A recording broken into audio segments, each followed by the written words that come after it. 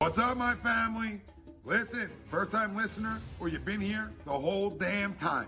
Hit that like, hit that subscribe, giddy up, let's go, no notes. That's my baby. That's my baby.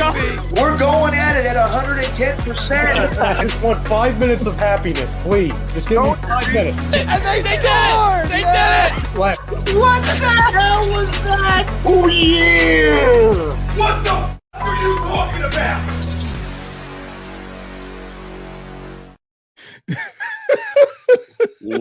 I can't stop laughing at that intro, man. What the f- are you talking about? No notes. Oh, brother. Hey, what's up, everybody? Welcome to A2D Radio. As you just saw, this is Vetted with Irving Fryar and my big dog, Hollis Thomas, right there to my left. Was that to my right? He's over there on my side. How about that? What's going on, big dog? How you doing? I'm doing pretty good, man. It was what we just talking about. You should let the people know, or when some of them get into the room, that we're going to be answering questions as well, making it interactive like during the season. Because right now, we're kind of like a lot of the other media outlets.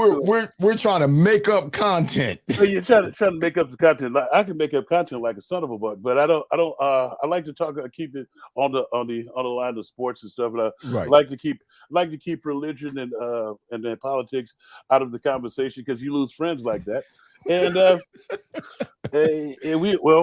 not going to tell them what we were talking about before this, but I will. No, we can't talk about that. But I will tell you that while I was writing notes for the show, I came up with this with what we're going through on the roster, and the people that got cut was surprised or good riddance. Are you surprised that they got released? I like that. But you know what? Some of them that got released were brought back on the practice squad. Yeah, but some of them didn't get brought back. And when I say good riddance, it's like I'm tired of wasting a roster spot for a specific person, a specific couple of people who I don't feel like are fully committed to football. Okay, we'll mention those people. Who are you talking about specifically? Well, you know I'm talking about K'Von Wallace and okay, and then the Ian Buck kid. And the speedster, the Devin Allen kid. I didn't think he was fully committed because he was. I felt like he in the offseason he should have been catching passes and learning the route tree just a little bit better. So because if you're not trying to hone your skills in better, this is your job. Right. This is not like high school or college or something where you can play all the sports you want to. You've dedicated. Everybody else is dedicating themselves. You should be dedicating yourself as well. Going and practicing sprinting and that's cool. But wait a minute, didn't he get put on the practice squad? No, Covey got put on the practice squad. Devin Allen's not on the practice squad. Let me see. I'm seeing. I looked at the practice squad today. It was posted maybe 2 hours before, 3 hours ago. You're right. We brought his ass back. Yeah, Devin Allen is on the practice. Got all the practice squad. Both of them back though. Yeah, Covey and Devin Allen. You brought them both back. Now, first of all, let me speak about Covey because again, I agree with you. I don't think that he's a formidable wide receiver. If one of our wide receivers go down, and we only have 4 right now. We only have 4, and I want to talk about Quez, Watkins, being one of the 4 wide receivers. I'm not necessarily in agreement with that. Yeah, I was going to ask you about that because let's stay with this first. Let's stay with this first. Okay. Let's stay with this first. So remember, it's surprised or good riddance. Right. Well, I'm surprised again that Devin Allen is still there. Now, mind you, I guess they're going to hold him on the team or keep him on the practice squad. And again, I was just kind of learning about the practice squad because the practice squad guys can be you can move 2 guys up. You can advance 2 guys into the active roster weekly, and you can only do that 3 times with one guy. One guy can only do that 3 times during the season. Correct? Okay. Correct. So that everybody understands the practice squad, and that's pretty cool. That's pretty cool because when we were playing, we didn't have that. Yeah, but and also they've expanded the practice squad roster to like 16 players. Right. So now you got 16 guys you can choose from, and they can actually move up and play 3 different times during the season. Yeah. And you can use that same guy twice. So it's 6 times with each guy. He can get into a game 6 different times during the season, 6 Yeah. different games during the season. So you got 16 guys that can be elevated or activated on the playing squad and go play 8 times or 6 times during the season, which is, I mean, that's like having extra dough, man. That's like having extra seasoning. Yeah, but the thing that I do like about it as well is like if you come up, if you get that's basically like you get 3 opportunities to show what you got. Right. And it's like if you don't get it by the end, you're just gonna be a practice squad guy forever because they have made it since I guess since they've made it so no matter what year you're in now. Practice squad. So I've seen a lot of guys that's been on there for a while. But my main one my main good riddance was, don't you? Well, let me finish. Because we get ahead of ourselves. Yeah. We want look. We got to find content, so we want to stretch this out as long as we can. So I'm gonna be a little Seth Joynerish right now, and I'm gonna be a little stout and stoic and staunchy and stiff right now. And I'm just going to tell it like it is, like Seth always does. As far as Devin Allen is concerned, I agree with you. Yes, he needs to choose one or the other because right now, in my opinion, as somebody who played at that position, wide receiver for 17 years in NFL, I guess I know very little. But in my opinion, he's not an NFL caliber wide receiver. Could he be if he took his time and focused on receiver? He may be able to do that. I believe they're probably keeping him on the practice squad, and they're going to elevate him every now and then, and Covey too, to be a part of special teams, not necessarily be a wide receiver. Because we know Covey can't be a wide receiver. He barely can. He struggles at punt return. I mean, last year. I mean, you know how it is when you got a punt returner back there who's formidable, who's a danger. Yeah. You want them to punt him the ball. Yeah, we were scared when the ball was punted to Covey because we didn't know what was going to happen. We got scared, we got nervous when the ball was being punted to Covey because he would have a tendency. And listen, I'm a Pro Bowl punt returner. My first Pro Bowl I made was a punt returner. I made as a punt returner. Yeah, my first Pro Bowl I went as a punt returner. So, and I was a punt returner and a starting wide receiver for 8 years in a row. So I know about punt returning. Yeah. I was an All-American punt returner at Nebraska. So I know about punt returning. And Covey seems to run into people. He doesn't seem to make people miss. He seems to run into the coverage, which is dangerous for his little behind. But Devin Allen, he declared, I saw one of his interviews after he got cut and then brought back and put on the practice squad. He said, well, I'm the fastest receiver in the NFL. Oh, what? Nobody cares. First of all, he's not the fastest receiver in the NFL because, listen, he may be able to beat everybody out on the track in the hurdles, but when it comes to being fast on the football field, I saw him in this last game against the Colts. Right. Yes, he had a good punt return, but he fell into that, man. The only reason he should have scored. If he was a good punt returner, he would have scored. He dropped the ball first, fumbled the ball first. No, it was kickoff return. Kickoff return? Was it kickoff return? Yeah, it was kickoff return. Yeah, okay, well, he fumbled the ball first. Right. Well, that's easier to catch. There you go. That's easier to catch than a punt. A kickoff is easier to catch than a punt. He bobbled the kickoff, dropped it on the ground, picked it up. That's what gave him the room to get to the outside. Yeah, a guy kind of missed the tackle on him. But if he's the fastest receiver in the NFL, he should have been gone. To me, it seemed like it took him a minute to get up to speed, and he should not have gotten tackled. Yeah. He didn't know when to cut back. He didn't know exactly how to run the ball. This was unfamiliar territory to him. He should have been a guy, or he is a guy for me, that is a surprise that should have been gone. Yeah, and that's what the good riddance is for, because I felt like him and Covey and Devin Allen, while they possess athletic ability, I don't think they have the testicle fortitude to stick with football, like football type things. Mm-hmm. And you can just see that in everything that they're doing. It's like, because even with Quez Watkins, as much as I hate to, I'm not that I hate to admit it, I watched him from his first and second year. I watched him go and do the route tree, because when he came out of college, he was a one-trick pony. He went and he did. Now he had one good year in college. Yeah. Well, not because but a one-trick pony. He just go deep. Oh, he didn't know the route tree like he did now. Right. It's like but I watched him. That's when I say that Devin Allen and Brandon Covey that they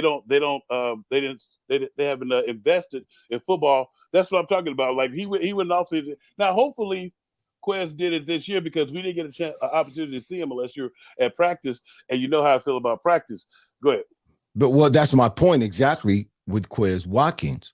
We did not see any of the starters like Jalen Hurts. We didn't play. We didn't see, and all these cats are starting from ground zero when they play the Patriots. Right. None of them.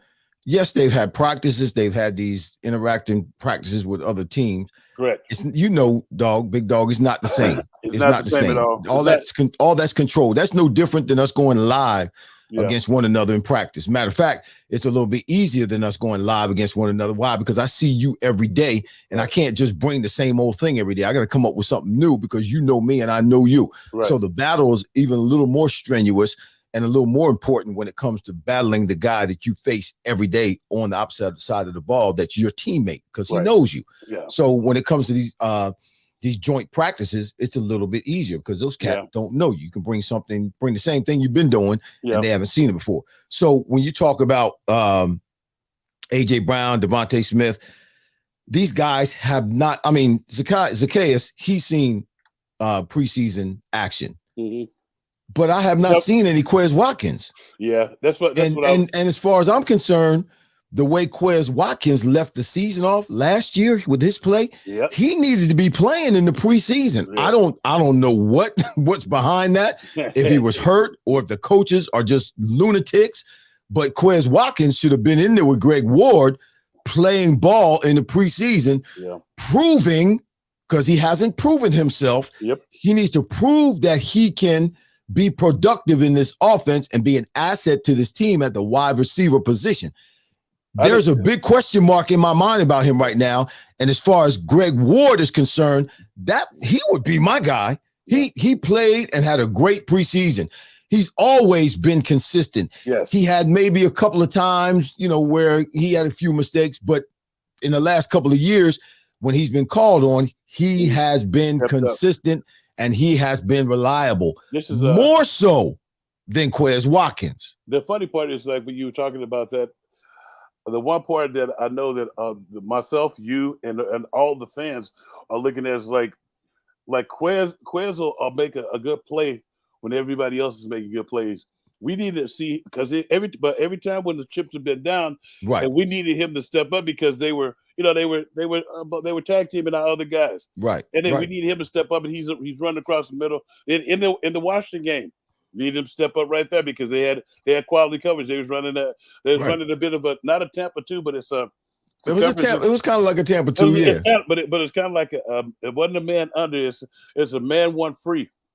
When you run man one free, it's like it's one guy that's free, but he's kind of leaning to the sides of your big dogs. Your big dogs, right? And so that middle was open, and you saw that one time when we came across the middle, and he caught the ball, but then he fumbled it. But then we did the same. But then we did the same thing in the Super Bowl, and he couldn't come up with the ball. It's like sometimes I think, and we can make excuses for him, like it should have been a whole. No, there's no excuses. No, I'm talking about it's just like when you're trying to coddle him.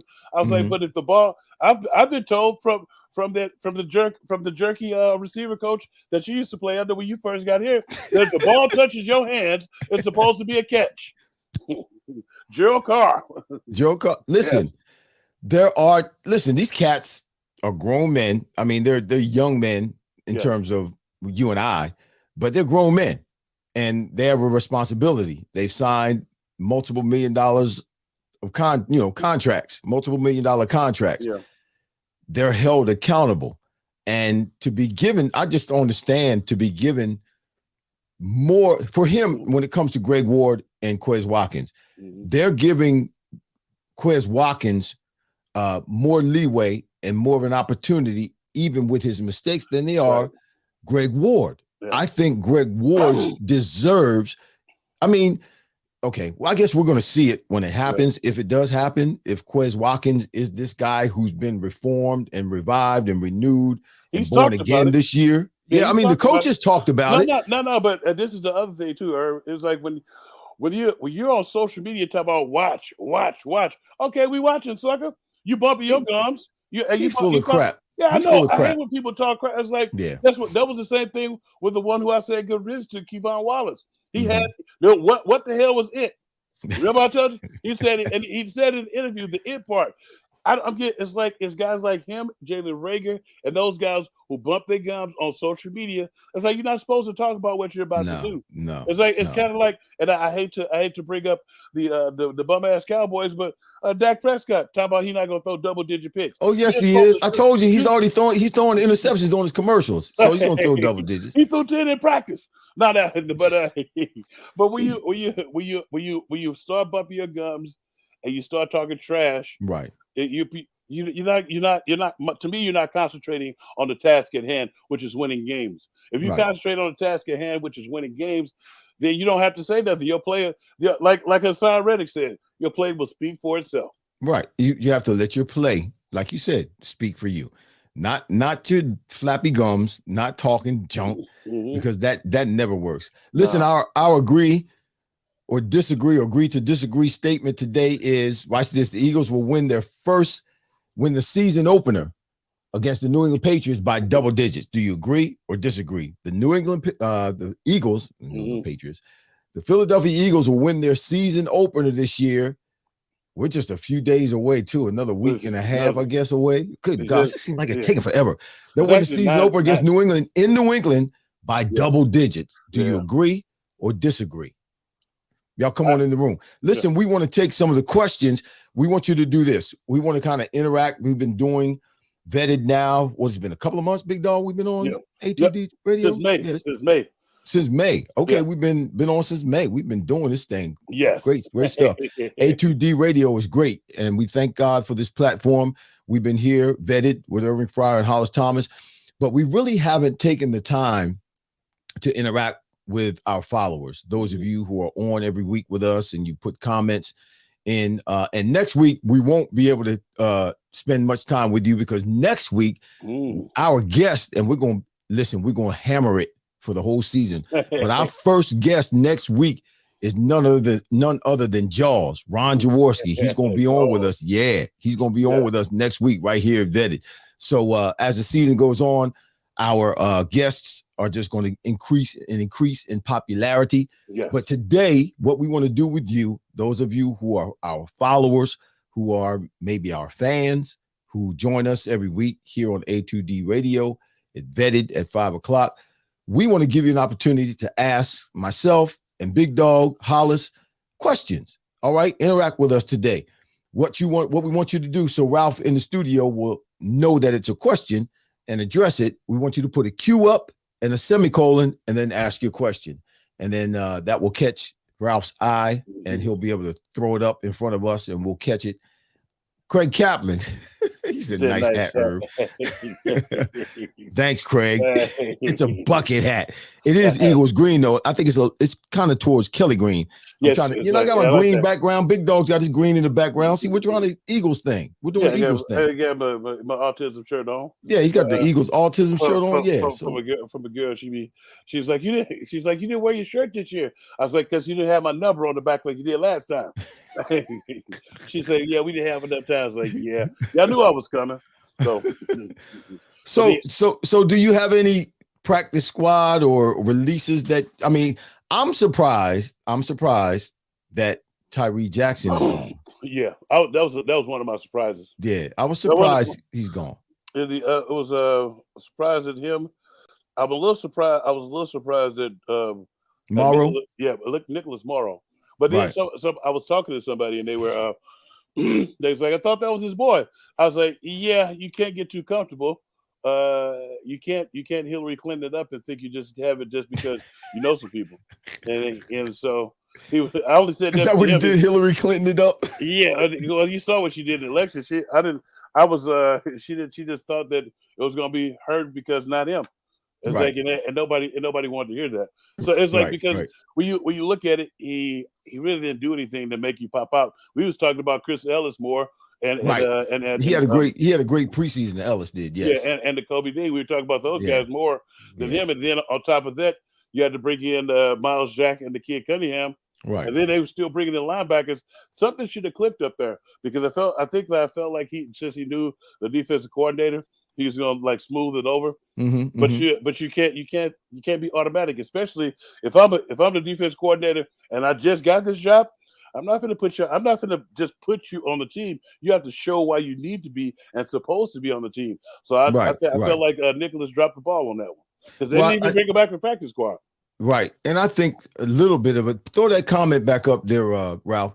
I think a little bit of it was a numbers thing because I think he played and he had flashes every now and then, but I think it was just a numbers thing. And that just shows how talented our squad is. Yeah, but it shouldn't have been that. But see, you already have a leg up on everybody because he was your coach in Chicago. So you should know everything. Right. That's like, so you should have been pretty much dominating. It's like, but it's what it is. It is what it is. Jonathan Harvey said that's tough. I think he's talking about they agreed or disagree. Right. He said it's tough to I disagree. Unfortunately, it's Brady's night in New England, home opener, and Patriots are a pride franchise. Eagles by 6. Let me tell you this, Jonathan, just from experience. And Big Dog, you can chime in on this if you want.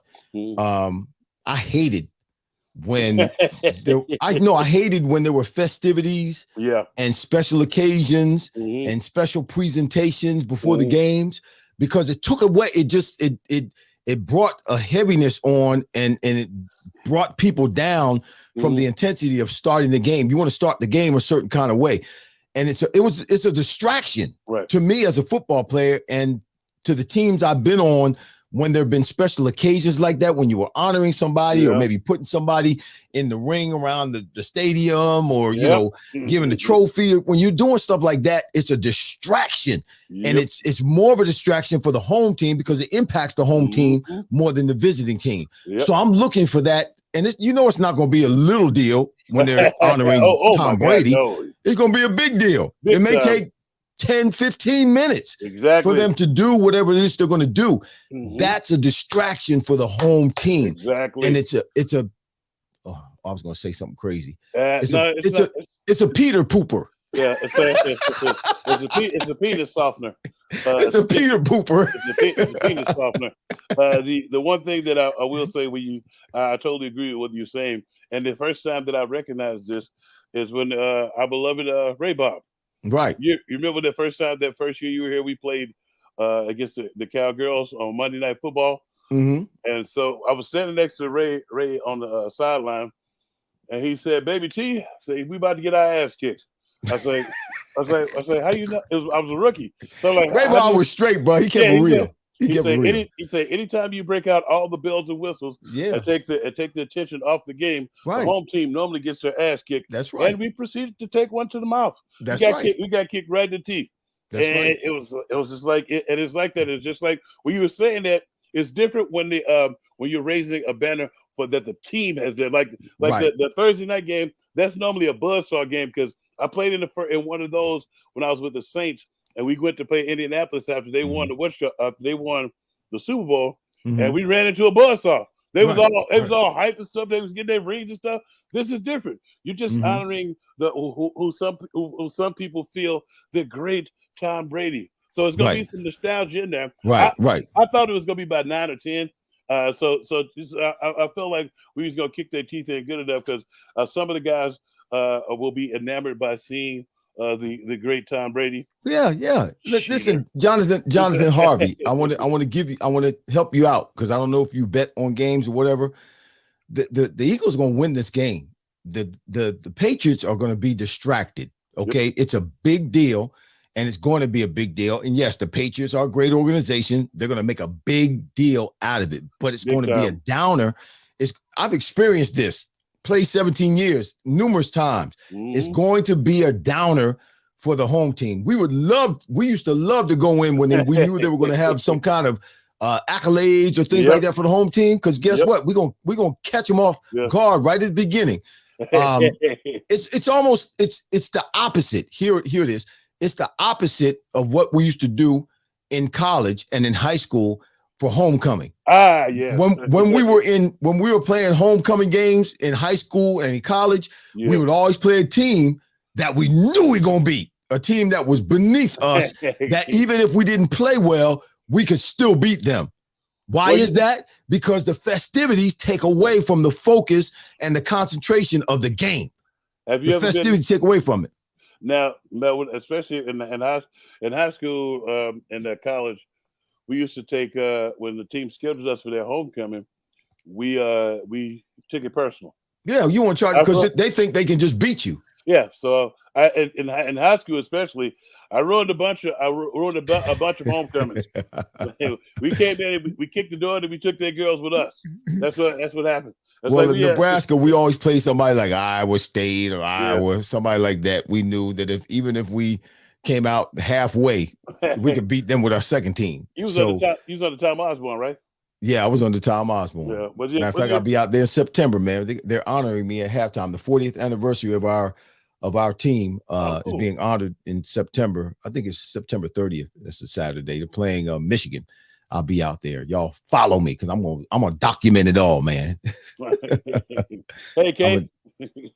But what's going on? Angie. All right, Brad. Brad. The pace of the Pats will keep it close. All right. Now the thing is, I don't think the Pats are going to lay down, but I think that the guys who bet may miss maybe missing the point.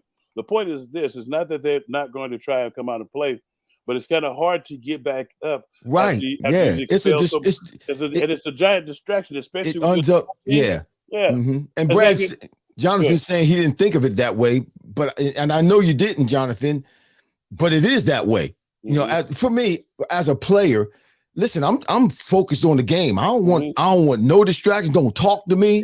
Yeah. I came on the bench. I wouldn't even want my teammates to talk to me. Don't talk to me because I'm focused on the game. Not that I don't want to interact with you, but I'm focused on what I got to do. And it's that intense, at least for me when I was playing. And it was, I know for a lot of guys that I played with. Yep. That kind of stuff is a distraction. It's a distraction. And it's going to have an impact. And it's not going to only be a distraction to them on the day of the game, but guess what? It's a distraction already. Yep. Because the media is asking them about it. It's getting close to the game. Guys are being reminded about it. Things are being adjusted because Tom Brady is going to be here and we got to give him his trophy and honor Tom Brady. All that stuff's going on and it's having an impact on the team. I'm telling you. Yep. Watch what I'm saying. All right. That part goes without saying. I think we're gonna go down there and whoop sweater knots on them. So yeah, we're gonna whoop them up. And I know, Belichick is a genius when it comes to that's Bill Belichick from your coach. But there's only so much you can do with so much talent. From your former coach, you played under Don Shula, didn't you?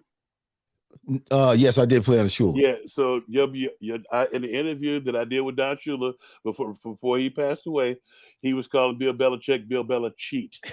Well, I got to go with Shula then. Shula was my dude, man. He got me out of New England. I thank God for him. That's a great coach. I enjoyed the interview. We did it. When I was doing the Josh Ennis show. We used to get some quality guests. We had the Tuna. Had Bill Parcells. Yeah, the Tuna. That's why I found out that's when I found out that Tony Romo was the reason that the Tuna retired after that. Wow. The playoff game. Tony Romo sucks, man. He sucks sucked as a football player and he sucks as a commentator. Yeah, well, I told people that I did say that. Yeah, I did say that. I said Tony Romo. No, people are shocked right now. I think some folk why is Fryar saying that? He sucked as a quarterback.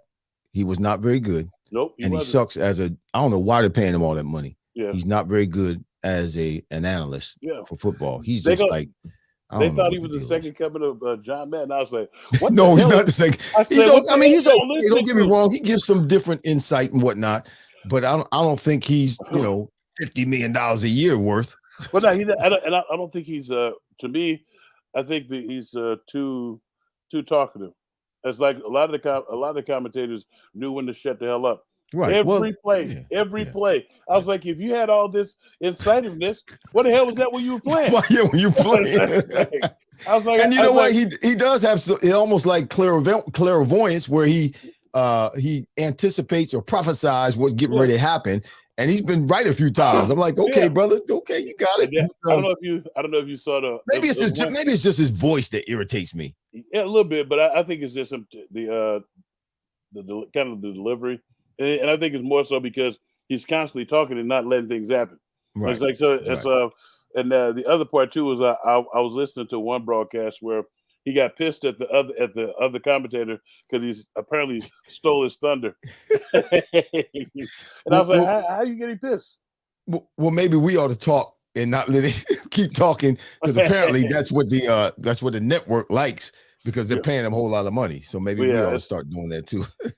He's like, I was cracking up. He says it's the star. Nate Moss says, LOL. Nah, it's the damn star he used to wear. Not only that, he has a football life on NFL Network. A football life. He what? Exactly. I don't know what the hell for. He has a football life. I was watching TV one day. They had Walter Payton. They had Troy Aikman, Jerry Rice, Tony Romo, Lawrence Taylor. Who doesn't belong? Tony Romo. And listen to me now. Troy Aikman was not a great quarterback. No, he had Emmitt Smith and that line. He was a good quarterback. It's almost like oh my gosh. Who's the quarterback for the San Francisco 49ers? I can't think of his name. Hall of Fame. Young? No, not Steve. Before Steve. Joe Montana? Joe Montana, yeah. Joe Montana was not a great quarterback in terms of like his athletic ability, so to speak. Right. He understood the offense. Yeah. He was able to understand the offense and to deliver the ball. And particularly back in that time when the West Coast offense was just starting, people were having major difficulties trying to defend it because it was new. So they couldn't defend it. They were flooding the area with receivers, and they had to make a choice, and somebody would always come wide open. But Montana understood, and Steve Young obviously took over after him, but he gained the understanding through Montana. He understood that offense and where the ball needed to go based on what the defense did in terms of reacting to what the offense was doing. And that made him a Hall of Fame quarterback. Yeah. Had they not come up with that West Coast offense, Joe Montana probably would have ended up being an average quarterback, maybe a little bit above average, but definitely not a Hall of Fame quarterback. But that West Coast offense and his understanding of it and being able to operate at a high level in it and not have to, he didn't do a whole lot. He just delivered the ball. He didn't do a whole lot of running. And that's what that's what I like. That's why I feel like a Hall of Fame quarterback is somebody who makes quality decisions. And that's what I felt like. I feel like Joe Montana was that guy to make quality decisions. Now, a lot of people don't. What if I told you that there was a quarterback in the 70s that won 4 Super Bowls? There was no late quarterback hit. There was barely any pass interference. And he called his own plays. Who was that? Terry Bradshaw. I was going to say Terry Bradshaw. He's one of the only ones I know of in the 70s. Yep. It's like Terry called his own plays? I didn't know Terry called his own plays. Yep. No, and then everybody said, well, what about the steel curtain? I guess the curtain was a little thin in the Super Bowl. They beat the Cowboys in 34-29. Yeah, because they got scored on. Yeah. It's like so I was laughing because some people so we had that great defense. I say yes, and they had him. I was like so right. So when you with the dust, because a lot of people don't give him his flowers because they keep on mentioning Tom. I was like, Tom, they made up it's supposed to be football. They made up a penalty to keep him healthy. I was like, you can't mix the eras like that. Mm-hmm. It's like it's an era. It's like you're great for this era, but you also have cheating scandals attached to your name. So are you great? Because we can't answer the question of would you have been great without those cheating scandals. The cheating scandals range from you recording people's hand signals and matching them up, and you directly benefited from them. The quarterback directly benefited from them. Well, Terry Bradshaw was a gunslinger, man. That cat was awesome. The way he played football. It was just a whole Kenny Stabler, lefty from the Raiders, man. Cats like that. That's the era that as a young kid I grew up watching. They were just, Fran Tarkington. Yeah. He ran around like a chicken with his head cut off. He was one of those first cats like a Doug Flutie Doug reminds me of a Fran Tarkenton who was short, Doug, not your average size quarterback, and could throw the ball, but also move around to create plays for himself. The weirdest thing about Doug, though, is like he had to go to Canada first, and then come back to be what he became later on for the Buffalo Bills and the San Diego Chargers. And I was laughing because they benched him for like Rob Johnson. And Rob Johnson threw 2 picks in the AFC Championship game, and then the Music City Miracle. Remember, I don't know if you remember, Wade Phillips was the actual head coach of that when Wade Phillips, wow, yes, and they forced a lot of people don't know that they forced him to start Rob Johnson, who sucked. Wow, because I played against the Buffalo Bills when they had Doug Flutie at quarterback, and I played against when he was playing with San Diego, and that little sucker can scat. Oh, listen, my longest pass, and this is a story right here. We the year after we lost to the Bears in the Super Bowl, I think we played them the next year. Maybe it was like the 3rd or 4th game of the season, and so obviously we wanted payback. We come in to the meetings the night before the game, Saturday night. Raymond Berry is our head coach. Raymond Berry comes into the meeting and he says, "Listen, our first play tomorrow, Irving. You're going to run as fast as you can. We're going to be on the right formation. You're going to be on the left side. You're going to run as fast as you can. Doug, you're going to drop back and throw the ball as far as you can. That's the first play of the game. I don't care what defense it is. I don't care what they do. Doug, you throw it to Irving. Irving, you run as fast as you can and catch the ball." They had a cover 2 on. It was cover 2. Ooh. Listen, I ran, got outside the corner, got in that little hole, Doug threw it. I caught it, cut back underneath the safety and scored a touchdown, 80 yards. First play of the game. I'm the only receiver in history, I think, of the league to catch a touchdown on the first play of the game and the last play of the game. Because I caught a Hail Mary against the Rams out in LA. And I'm the first player to do that, only receiver to ever do that. But yeah, that was Doug. My longest pass in my career, 80 yards, was from Doug. Wow, man. Their first play of the game against the Chicago Bears the year after they whooped our behinds in the Super Bowl. Anybody got any questions? I don't see any cues in there. Again, if you have a question for us and we want to interact with you all today, I know we're talking because that's what Big Dog and I do because we're friends. I love this man. Prayerfully he loves me. I think I love you too, brother. Yeah, he loves me too. but we can talk all day and just kind of ignore y'all like you're not even here. But we don't want to do that. We want you to interact with us. We want to interact with you. So please, if you have any questions for us, whether it has to do with the Eagles or it has to do with something else, it doesn't matter. We're open book. On the roster, the question is, my question to the people is, are you surprised? Who are you surprised he got cut? And who are you with the good riddance? Yeah. Who are you surprised? Okay, that's good. That's good, Big Dog. Who are you surprised got cut?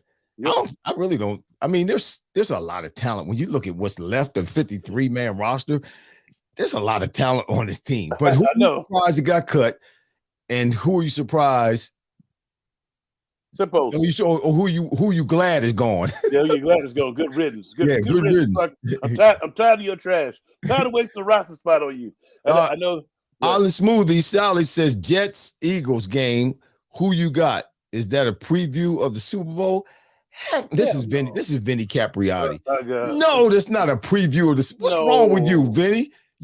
Come on, man. The Jets. I mean, no, I know Aaron Rodgers. He's going to win a couple of games. He came in the game, last game of the season, preseason, and went down the field and scored a touchdown. Yeah, okay, that's all cool. But it's not going to be that easy. It's not going to be that smooth. You know how the NFL is. But you got to build some continuity. It's like they did go out there. They went in the last preseason game, and got some stuff going. But you saw in the preseason game. When they threw the kid Isaiah out there on the edge, which I don't know, Isaiah Simmons, I wish we had got him. They said, "What do you like to do?" He said, "I like to rush the quarterback." They threw him out down the edge, and he ran around their starting offensive tackle and put Aaron Rodgers. Yet they have a bad defense. He said they got a badass defense. Bad defense. Yeah, so that's the Jets. He's talking about the Jets. Well, you know what? The Eagles got a bad offense. Yeah. I mean, come on. I mean, who Who can? You still have to. When you look at it, what are you going to do as a defensive coordinator against our offense, the Eagles' offense? What you going to do? And then they still need to build their own offense. You got to score some points. Right. It's like when you get it, and they haven't built that type of continuity yet. It's like when they haven't been together. They have to get through a bunch of teams in the AFC, and I don't see them beating the AFC teams like that. Surprise, Antonio Holmes. Yeah, he said surprise. Wallace, happy going. Josiah Scott, you're happy Josiah's gone and Wallace is gone? Yeah, he's surprised that Wallace is gone. Yeah, Josiah is here. He's happy. No, Josiah Scott got cut. Did he go? He's gone? No. Okay. Yeah, he's gone. Yep, I got him on the list to go. Yep, Josiah Scott's gone. That's right. I'm actually happy Josiah Scott is gone too, because I still see that 3rd and 30 something. The third is, in the Dallas game. Yeah, how you supposed to play? How you supposed to be playing safety and you looking down in the box? I don't know. Come on, man. I don't know how that happened. That was one of the worst plays of the year last year, I think. Yeah, and I personally thought that I would never see that again. I saw that one time, actually twice, with a defensive back named David Joseph. Well, it happens too much in the league. I've seen it happen several times in the league. Well, no, we were kicking the crap out of the Jacksonville Jaguars when I was playing with the Saints. Mm-hmm. And it was 3rd and 30 something. Now you remember the receiver Reggie Jackson? Yeah. The receiver name? Yes. He caught one touchdown, and it was in his entire career. And it was Jason David was his name. Wow. Jason David. Okay. Jason Davis sucked so bad at cornerback. We were at a New Orleans Hornets game. It was the New Orleans Hornets, and they were playing against the Lakers. And he had the nerve to have on a Kobe jersey. And we in New Orleans. It seemed like the entire crowd got quiet, and a fan off to the side that was sitting courtside looked at him and said, "Jason David, you suck." I was like, "Whoa!" It seemed like the whole crowd got quiet too when he said. And then that same night, this is how much you know he sucked. That same night, we was going to because I think they beat the Lakers, and we was going to a victory party, and you had to get in this elevator to go upstairs. So I know the officers there. One of the officers said, "I just saw Jason David. What the hell is he doing out?" I was like, "Wow, man." So let me ask you this. Okay. They cut Siposs. Yes. Then they put Siposs back on the practice squad. He's the worst punter in the freaking league. He's the worst punter in the league. They could at least have gotten rid of him. Whoever they get's going to be better than him. But he's the holder. That's why I was like, and anybody can hold the freaking ball. Come on, man. You mean to tell me he's the only person that can hold the ball for field goals? Well, they kept Coy. Come on, man. No. I refuse to believe that. You remember they kept Coy for a long time because of that Coy Detmer. I understand that, but there are other people out there who can hold the ball for kickoffs and for extra point. There are other people. I hope so. Siposs ain't the best. He's the worst. Come on. When you talk about punting, all right, let's talk about the game of football. The game of football is about real estate. It's about field position. That's what the third part of football, which is special teams, which we hardly ever really talk about and really don't put the emphasis on that we need to put on it. It cost us in the Super Bowl because the Chiefs had that long punt return. Yeah, and it was a bad punt. It was an extremely bad punt. Yes, and then our coverage was not good at all. We've been able to get away with it the last couple of years, but our special teams, I dare to say, are just probably about average. They're probably not below average, but they're just average. Yeah. Now, you know how it is and we don't have many of these cats in the league right now, but you know how it is when there's somebody who's back. Okay, let's take Deion Sanders, for instance. When Deion was back for a punt, to receive a punt, everybody on the opposing team was nervous. Yes. Everybody on his team was excited because they knew there was a potential for a big play. Like Devin Hester? Like Devin Hester. We don't have cats like that necessarily in the league right now. My boy Brian Mitchell? Yeah, B. Mitch. Yeah. We don't have cats like that in the league right now that I know of Yeah. who are like a threat where you like would intentionally punt the ball out of bounds just to keep them from catching the ball. Yeah. I got one for you. Who's that? Deshaun Jackson. So I don't know if you remember the Miracle at the Meadowland, the last one with Deshaun Jackson. Oh, yeah, he dropped the ball and took off. I was watching that. No, yeah, I was watching it too. But did you watch the end when Tom Coughlin? Happy birthday! Today is Tom Coughlin's birthday as well. When he sought out the punter, it was like, "What the hell are you doing?" Right, yeah, punter. Yeah, I saw that. At the end. Why are you punting him the ball? Yeah, so we went over this on the sideline. But the funny part is like you put certain guys back there because we did that same exact thing. We hadn't beat him in a while when Andy was here, and we put Brian Westbrook back there. Right. Brian Westbrook won the game, ran the game winner one, and as he was running, it was a picture in the paper for the Daily News. It was the Daily News where as he was running by their special teams coach, he was still. But we don't have special teams is field position. You can help your team. Listen. Even 10 yards, that's a first down that the offense doesn't have to get. Right. That's a first down that your opponent has to get. So if you can have on kickoffs or on punt returns, if you can have a decent average in returns and have a decent average in terms of stopping players, that's 10, 15, 20, 30 yards that your offense doesn't have to achieve or that your defense doesn't have to defend. Correct. That's a big deal. But it's about real estate and special teams determine that. So we go 3 and out.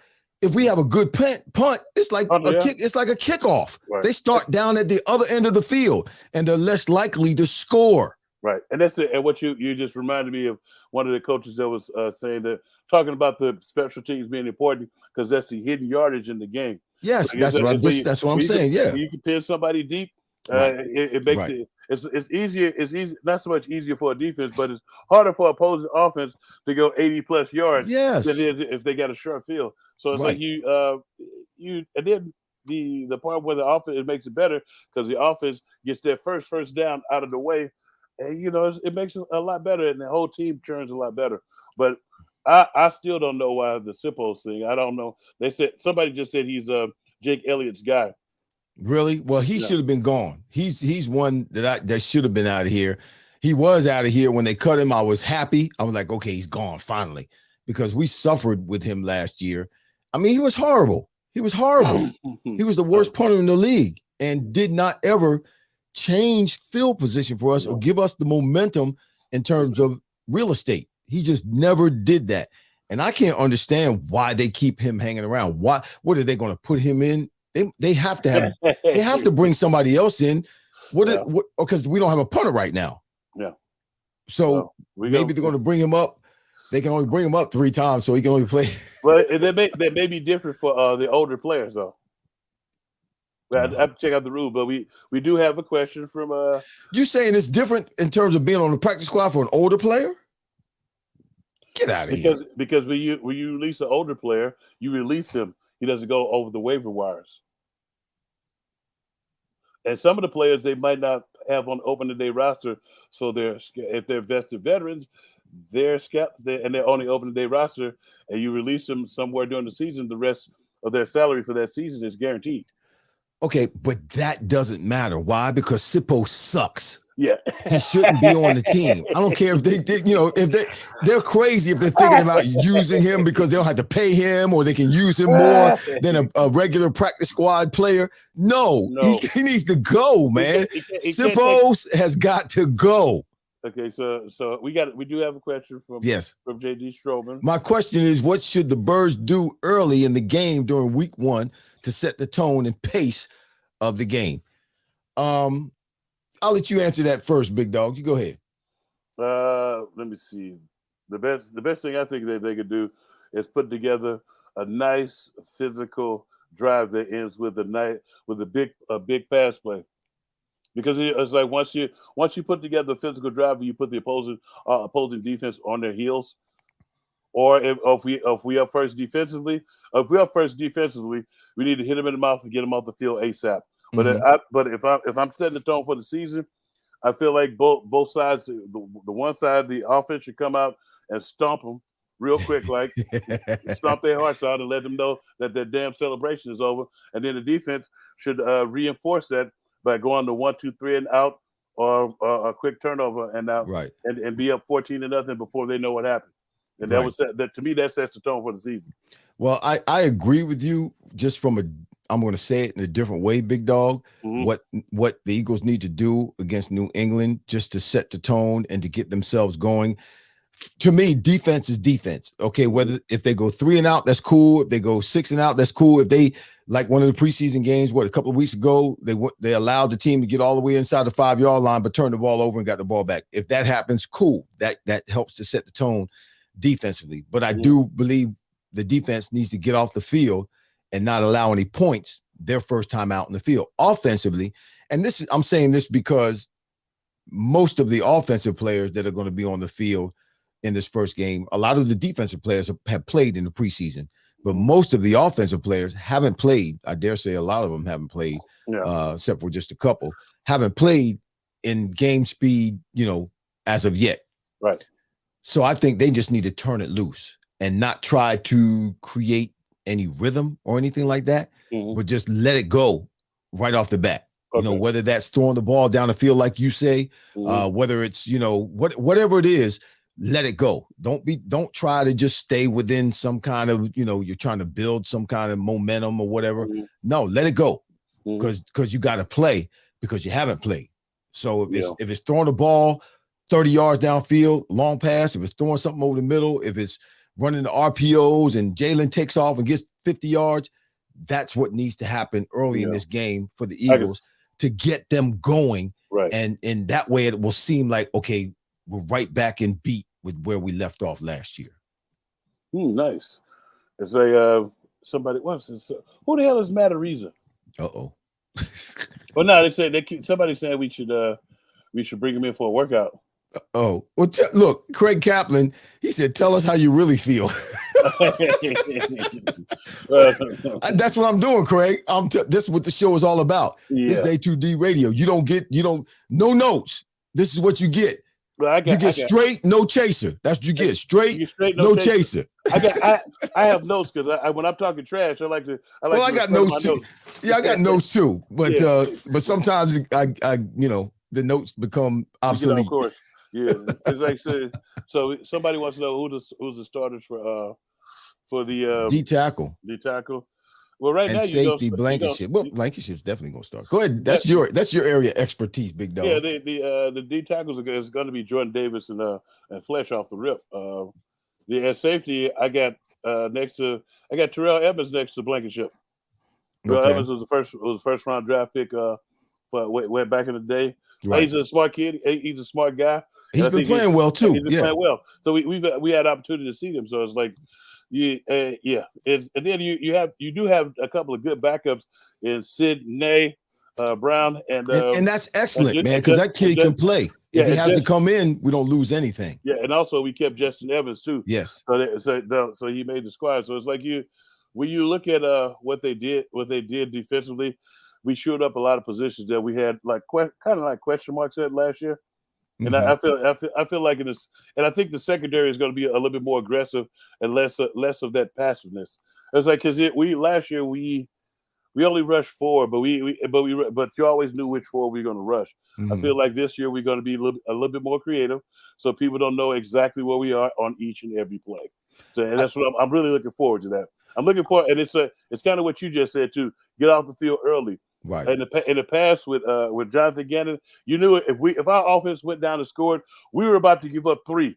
But it's going to be we're going to get 3 points. But it's going to be a long, grueling 8 to 10 play drive that they drove downfield on us because it's bend but don't break. And I just hate. But Jalen Carter, I think he's going to be in rotation. Yeah, he's not going to start. He's not going to start. He's like it's not that type of team where you need a rookie to start right off the rip. So it's like you already have your starters in place, your big dogs that already been there. But he will be the first defensive tackle off the bench. So.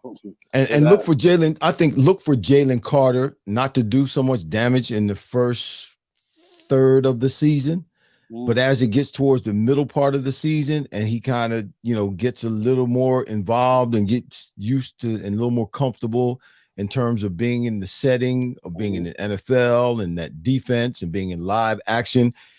Watch what he does. I think there's going to be a shift with Jalen as it gets towards the middle and the latter part. And then by the time they get to the playoffs, he'll be able to turn it loose and be the Jalen Carter that we saw coming out of college that we know he can be. I think starting off the rip because they don't know him and they don't have film on him. Right. He's going to kick some teeth in, and then he's going to hit once they get him on tape a little bit, he's going to hit a little bit of a lull, which is a rookie wall. And I know you probably ran into it like me because I wasn't used to playing past a certain point. But then I feel like it should be a resurgence because a lot of the young guys are with him. That are with him in college will show him how to get past that rookie wall. Right. And it'll be a resurgence in that. But if when you think about it, he might just plow through this sucker because they used to play it in January. Well, let me help you out too. Yeah, they used to play it in January too. The rookie wall. I mean, for a guy like DeVonta Smith, the rookie wall, you saw him hit the rookie wall, and it made a difference or had an impact on him a little bit. Why? Because he played every down, so to speak. Right. In his rookie year, it wasn't like he was being substituted. Jalen Carter's going to substitute. So I don't think someone like him in the position that he's playing and the rotation of I think, what did they have? 7 or 8? They got 7 defensive linemen, defensive tackles. Right. They got 7 of them. They're going to be rotating those guys in that kind of rotation. He's not going to be obviously not going to be playing every down. And then too, I did think about it too. Him being in the playoffs with Georgia all the time. So they was playing through January anyway. Extra game. So I think, but I think the part they weren't playing those weeks that they had leading up to the playoffs. I think that's going to be a good barometer to see where he's at. Right. We got about a week. Listen, we got 3 minutes, man. We got to get off here 6 o'clock. Come on, give us some history, Hollis. Give us some history. Okay, we got some quick history for you. Today is August the 31st. 2023 is the 243rd day of the year. There's 122 of these suckers remaining. Today's national holidays today is National Trail Mix Day, and I guess that coincides with National Eat Outside Day. And today is Thoughtful Thursday. It's Thoughtful Thursday. Okay. And I only have a couple of events.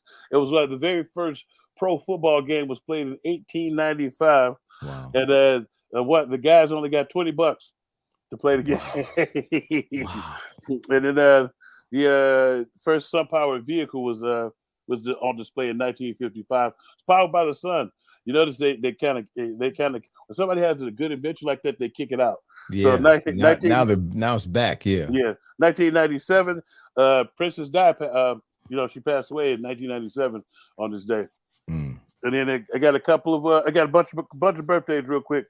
Today is Hideo Nobo's birthday, 1968, 1970, Debbie Gibson, 1971, Chris Tucker, 1979, Mickey James, she's a WWE lady, 1980, Joe Budden, 1983, Larry Fitzgerald, 1996, young Jalen Brunson. And this to tell you how old me and you are. In 2000, Ahmad Gardner, Sauce Gardner, his birthday. Wow, Sauce Gardner. The year 2000. Yeah. I know. Yeah. We got 1 minute. Listen, before we get out of here, real quick, great. Thank you for history, Hollis. We just want to give a shout out to my alma mater, the Nebraska Cornhuskers female volleyball team. They took a volleyball court, put it in the middle of the football stadium. 97,000 people came to the game. Man. It's a history. Boy, we do things big. Go Big Red. Good God Almighty. Listen, y'all, thanks for being with us today. A2D Radio. This is Vetted with Irving Fryar, Hollis Thomas. Listen, be with us next week. Make sure you tune in next week. Our guest next week is none other than the man, Jaws, the beloved of the Philadelphia Eagles, Ron Jaworski. He's going to be with us right here, A2D Radio, Vetted next week. Irving Fryar, Hollis Thomas, 5 p.m. Don't miss it. We'll see you next